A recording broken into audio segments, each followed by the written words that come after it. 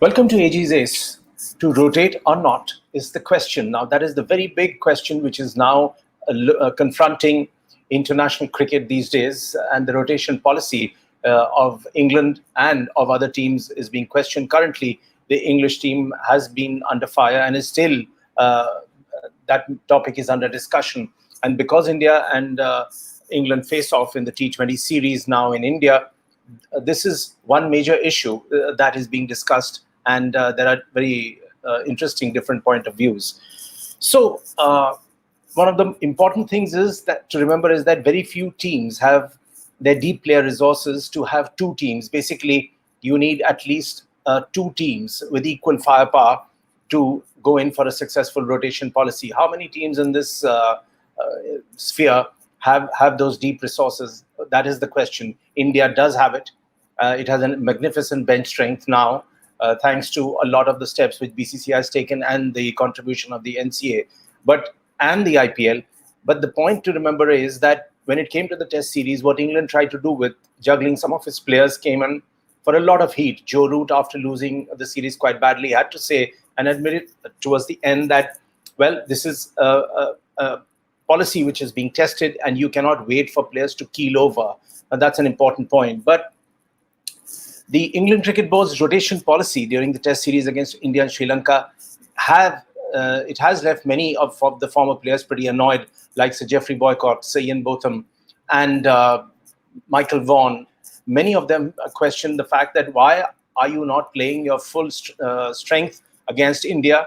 And someone like Nasir Hussain, whose opinion I hugely respect, said that India should be considered as the best Test team currently in the world, number one. Number two, an India versus England series has a larger draw than even the Ashes series, and he's absolutely right.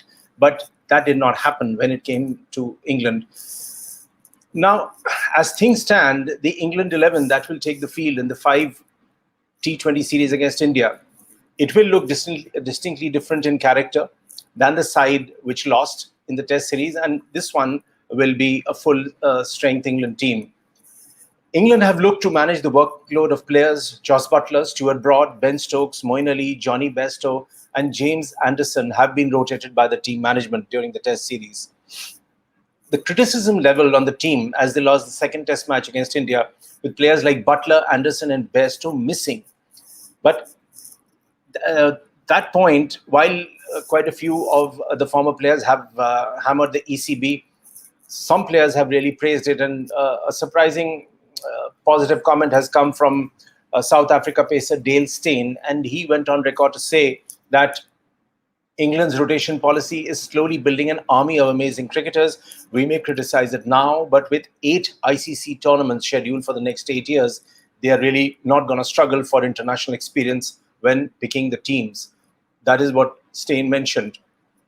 Kumar Sangakkara, who's now become the director of cricket for Rajasthan Royals and a great former Sri Lanka player, said that it has become a necessity with the growth of IPL and, of course, what IPL itself tells in terms of participation and the financial returns. So a lot of thought has gone through every cricket board on the way they kind of construct their program around this. England, irrespective of IPL, have put in the rest and rotation policy, and that seems to have worked quite well.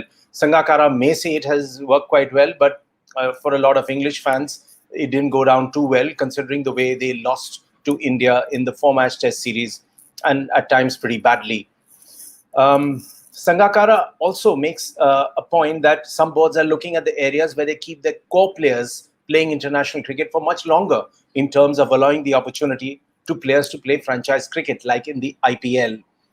I thought a pretty interesting point that came up was it has left many former England captains wondering where the power centre of English cricket lies, with Eoin Morgan or Joe Root, who's the Test captain and who's also acclaimed as the current, among the Fab Four batsmen of this current generation. This also throws up a larger debate whether teams can be faulted for focusing on T20s in a World Cup year than going all out to get a good result in a Test series, however big that may be.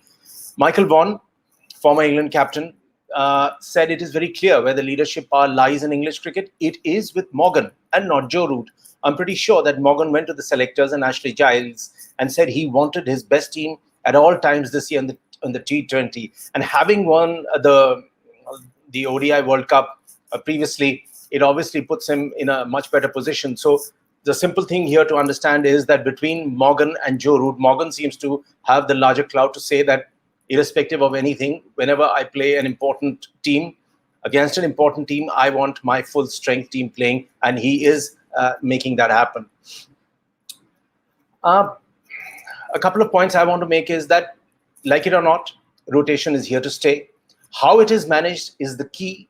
Purists may speak of tests as the ultimate test, but that may change as the game changes with more viewers around the world watching the shorter formats.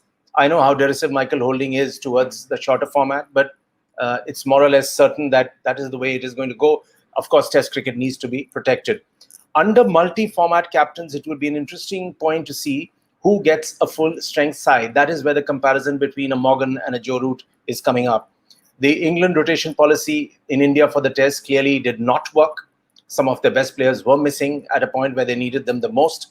India has massive bench strength now, but will it go for split captaincy or not is the main question. So that has been hanging in the shadows for quite some time, whether Rohit Sharma gets a look in or not in the shorter format.